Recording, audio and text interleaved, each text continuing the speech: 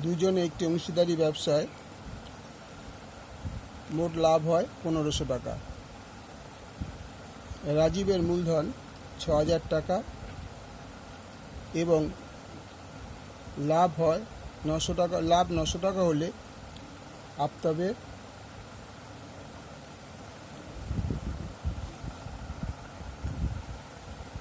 তাহলে রাজীবের মূলধন 6000 টাকা এবং লাভ হয় 900 টাকা হলে আফতাবের মূলধন কত? মনে করি আফতাবের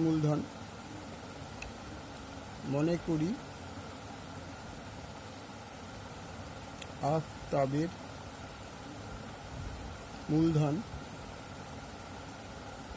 ইকুয়াল টু X টাকা। তাহলে মোট লাভ হয় কত? 1500 টাকা। তাহলে রাজীবের লাভ কত আছে? 900 টাকা। তাহলে মোট লাভ ইকুয়াল টু 1500 টাকা। রাজীবের লাভ ইকুয়াল টু 1500 বিয়োগ 900 ইকুয়াল টু 600 টাকা। তাহলে এটা আফতাবের লাভ, সরি রাজীবের না, আফতাবের লাভ।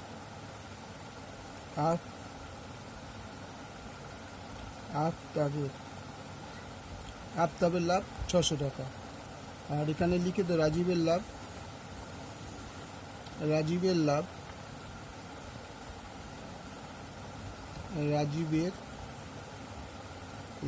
ইকুয়াল টু 900 টাকা। রাজীবের লাভ 900 টাকা, মোট লাভ হচ্ছে, এটা কমা, মোট লাভ হচ্ছে 1500 টাকা। তাহলে আফতাবের লাভ হচ্ছে 1500 থেকে 900 বাদলে 600 টাকা। তাহলে এবার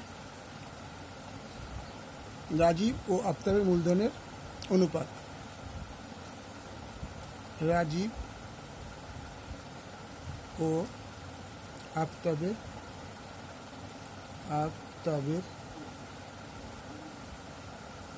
মূলধনের অনুপাত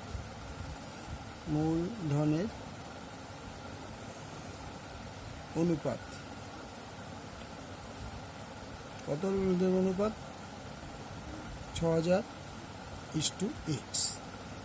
তাহলে মোট অনুপাত কত? সুতরাং মোট অনুপাত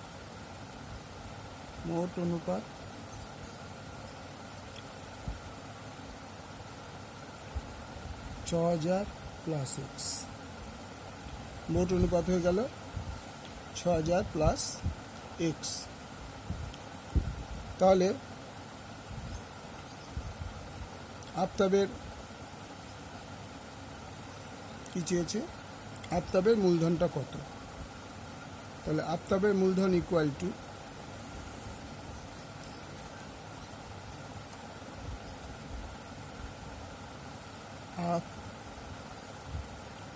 আফতাবের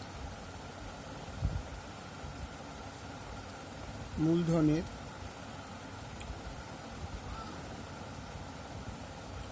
অংশ equal to X by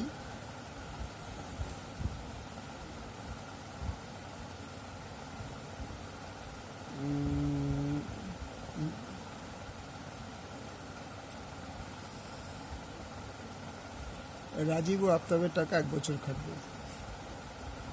Rajiv ও আফতাবের টাকা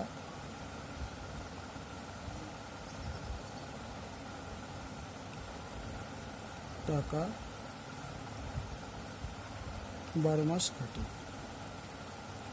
সুতরাং 6000 into 12 is to X into 12, X into 12, তাহলে হলো 72,000:12X। এবার হচ্ছে মোট অনুপাত। মোট অনুপাত ইকুয়াল টু 72,000 প্লাস 12X। আফতাবের অংশ, আফতাবের মূলধন ইকুয়াল টু তাহলে আফতাবের মোট লাভ হচ্ছে আমাদের 15, মোট লাভ হয়েছে 1500 টাকা ইন্টু এটা হচ্ছে আফতাবের মূলধনের পরিমাণ 72,000 প্লাস 12x ইকুয়াল টু লাভ কত ছিল 600 টাকা। ঠিক আছে, তাহলে এবার আমরা গুণ করব। 12 দিয়ে 1500 গুণ করলে হয়ে গেল 18,000x টাকা। 18,000x by 72,000 plus 12x equal to 600, বা যদি ক্রস গুণ করি 18,000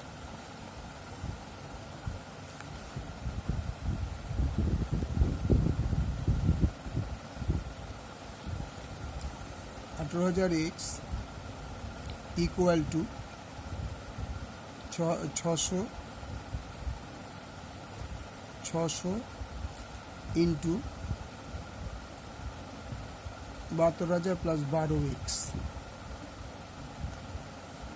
তাহলে এই শূন্য আমি যদি কেটে দিই তাহলে এখানে এই শূন্য কেটে যায়, তাহলে পড়ে থাকছে 180x ইকুয়াল টু 6 দিয়ে যদি আমি এই 72,000কে গুণ করি 0 0 0 6 দুগুণে 12 2 হাতে আমার 1, 6 2 12 6 7 42 আর 43, 4,32,000 আর এটা 6 12 72x,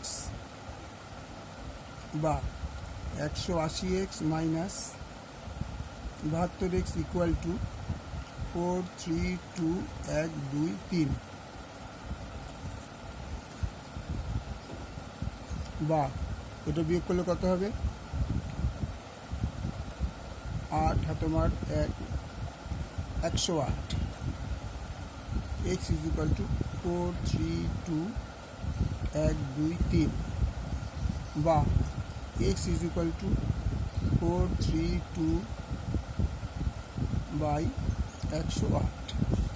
4 দিয়ে যদি গুণ করি 108কে 432 হয়, তাহলে পড়ে থাকে পিছনে 3টে শূন্য ইকুয়াল টু 4,000 টাকা। ওকে।